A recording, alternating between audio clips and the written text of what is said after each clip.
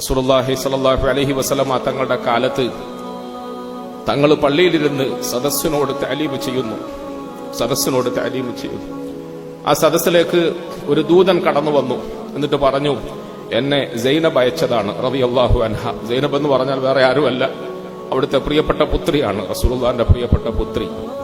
സൈനബ് അയച്ചതാണ്. എന്താ കാര്യം? സൈനബിന്റെ രോഗിയായി കിടക്കുന്ന കുട്ടിക്ക് രോഗം കലശലായി, രോഗം കൂടുതലായി.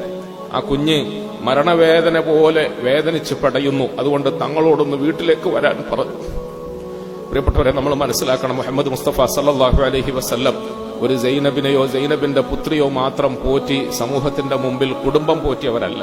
മറിച്ച് ഇരിക്കുന്ന നമുക്കൊക്കെ ലോകാവസാനം വരെയും ജീവിതത്തിൽ വ്യക്തവും ഉദാത്തവുമായ മാതൃക പകർന്നുകൊണ്ട് നമ്മുടെ വിശ്വാസത്തെയും നമ്മുടെ കുടുംബജീവിതത്തെയും നമ്മുടെ മാതാപിതാക്കളോടും മക്കളോടുമുള്ള ബന്ധത്തെയും ഒക്കെ നന്നായി വരച്ചു കാട്ടിയ റസൂലാണ് മുഹമ്മദ് മുസ്തഫ സല്ലല്ലാഹു അലൈഹി. അതുകൊണ്ട് റസൂൽ സല്ലല്ലാഹു അലൈഹി വസല്ലമ തങ്ങൾ സഹാബക്കളെ കേൾപ്പിക്കാൻ വേണ്ടിയിട്ട്, തങ്ങളുടെ കുടുംബാദികളെ കേൾപ്പിക്കാൻ വേണ്ടിയിട്ട് എന്നല്ല, ഇരിക്കുന്ന നമ്മളെയൊക്കെ കേൾപ്പിക്കാൻ വേണ്ടിയിട്ട് തങ്ങൾ പറഞ്ഞു, നീ സൈനബിനോട് പോയി പറയുക, ലില്ലാഹി മാ അഅത വലില്ലാഹി മാ അഖദ്. മോളെ സൈനബേ, അല്ലാഹു തന്നതും അവനാണ്. ഇനി അള്ളാഹു തിരിച്ചെടുത്താൽ മോളെ സൈനബേ, അതും അള്ളാഹുവിൻ്റെതാണ്. അള്ളാഹു തരുമ്പോൾ രണ്ട് കൈ നീട്ടി സന്തോഷത്തോടെ നമ്മൾ അതിനെ സ്വീകരിക്കുന്നു.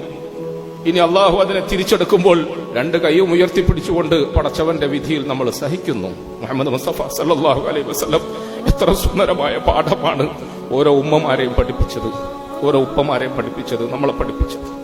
റസൂൽ സല്ലല്ലാഹു അലൈഹി വസല്ലമ തങ്ങൾക്ക് ദുഃഖമില്ലാത്തത് കൊണ്ടാണോ, തങ്ങൾക്ക് വേദനയില്ലാത്തത് കൊണ്ടാണോ നബി തങ്ങൾ സല്ലല്ലാഹു അലൈഹി വസല്ലം വീണ്ടും തങ്ങളുടെ തഅലീമ് തുടർന്നു. കുറച്ചു കഴിഞ്ഞപ്പോൾ മറ്റൊരു ദൂതൻ വന്നു, യാ റസൂലല്ലാഹ്, കുഞ്ഞിന് രോഗം കലശലായി, ഒന്ന് അങ്ങ് വരണമെന്ന് ആവശ്യപ്പെട്ടു. നബി തങ്ങൾ എഴുന്നേറ്റു, തങ്ങളുടെ കണ്ണുകൾ നിറഞ്ഞു. സഅദ് റളിയല്ലാഹു അൻഹു അവരുടെ പോലെയുള്ള കുറെ സഹാബാക്കളും ഒപ്പം ചേർന്നു.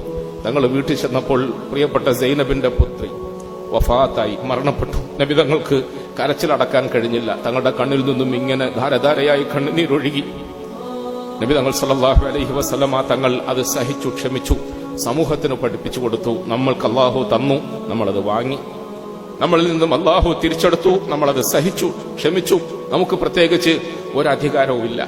റസൂൽ സല്ലല്ലാഹു അലൈഹി വസല്ലമ തങ്ങൾ അരുൾ ചെയ്തു, അല്ലാഹുവിന്റെ സന്നിധിയിൽ ഇത്തരം കൊച്ചു കിടാങ്ങളുടെ കുഞ്ഞ് ആത്മാവിനെയും പിടിച്ചുകൊണ്ട് ഒരു മലക്ക് അവന്റെ അരികിൽ എത്തുമ്പോൾ അള്ളാഹു ചോദിക്കും, അല്ല, നീ എവിടുന്നാ വരുന്നത്? ഞാൻ ഭൂമിയിൽ നിന്നാണ് വരുന്നത്. നീ എന്തും കൊണ്ടാണ് വന്നത്? ഞാനൊരു കുഞ്ഞിന്റെ റൂഹുമായിട്ടാണ് വന്നത്. റസൂൽ സല്ലല്ലാഹു അലൈഹി വസല്ലമ തങ്ങൾ പറഞ്ഞു, ആ മലക്കിനോട് അള്ളാഹു ചോദിക്കും, അഖദതും, നീ അത് പിടിച്ചല്ലേ? അതെ, ഞാൻ പിടിച്ചു. നിന്റെ കൽപ്പന കൊണ്ടല്ലേ പിടിച്ചത്? ആഹാ, എന്റെ കരളിന്റെ കഷ്ണത്തെ നീ പറിച്ചെടുത്തുവല്ലേ? അതേ പടച്ചവനെ, നിന്റെ കൽപ്പന പ്രകാരം ഞാൻ പറിച്ചെടുത്തു. അപ്പോൾ എന്റെ അടിമ എന്ത് ചെയ്തു? പ്രിയപ്പെട്ടവരെ, റസൂൽ സല്ലല്ലാഹു അലൈഹി വസല്ലമ തങ്ങൾ പറഞ്ഞു, മലക്ക് മറുപടി പറയും, നിന്റെ അടിമ നിന്നെ അറിയുകയും നിന്നെ വിശ്വസിക്കുകയും ചെയ്തതിന്റെ പേരിൽ ആ അടിമ നിന്നെ സ്തുതിച്ചു. ഇന്നാ ലില്ലാഹി വ ഇന്നാ ഇലൈഹി റാജിഊൻ എന്ന് പറഞ്ഞു. റസൂൽ സല്ലല്ലാഹു അലൈഹി വസല്ലമ തങ്ങൾ പറഞ്ഞു, ഒരു ഉമ്മയേക്കാൾ 70 ഇരട്ടിയിലധികം നമ്മളോട് സ്നേഹമുള്ളവനായ നമ്മളുടെ റബ്ബ്, അവൻ നമ്മളെ വേദനിപ്പിക്കാൻ വേണ്ടിയല്ല ആത്മാവിനെ പിടിക്കുന്നത്. അവൻ നമ്മളെ നൊമ്പരപ്പെടുത്താൻ വേണ്ടിയല്ല നമുക്ക് രോഗം തരുന്നത്. അവൻ നമ്മളെ പ്രയാസപ്പെടുത്താൻ വേണ്ടിയല്ല നമുക്ക് പരീക്ഷണം തരുന്നത്.